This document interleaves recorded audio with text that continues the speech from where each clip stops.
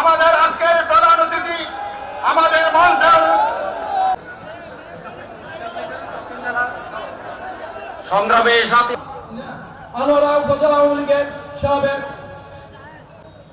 ও দক্ষিণ জেলা সিনিয়র সদস্য জনাব ডাক্তার নাসির ইসলাম, যিনি নির্যাতিত নিপীড়িত ছাত্রলীগ করার জন্য দায়িত্ব দিয়েছেন জনাব ওয়াজকে কাছে আমি বিনীতভাবে আবেদন জানাচ্ছি আমার আজকে এই সফল সমাবেশ।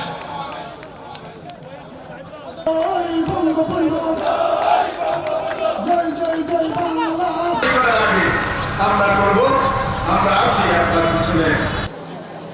জনগণের প্রতিনিধি জনগণের কাছে থাকতে হবে। জনগণের প্রতিনিধি জনগণের ভালোবাসা পেতে হবে। জনগণের প্রতিনিধি জনগণের সেবা করতে হবে। জনগণের প্রতিনিধি জমিদার না, জনগণের প্রতিনিধি শাসক না।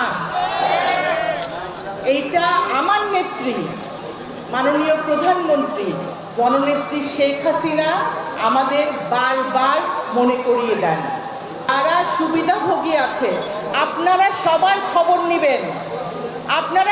নেবেন, তারা কেমন আছে এবং সরকারি কাজকর্মগুলো মানুষের কল্যাণে হচ্ছে কিনা। আপনি বাংলাদেশের একজন নাগরিক, আপনারও দায়িত্ব আছে।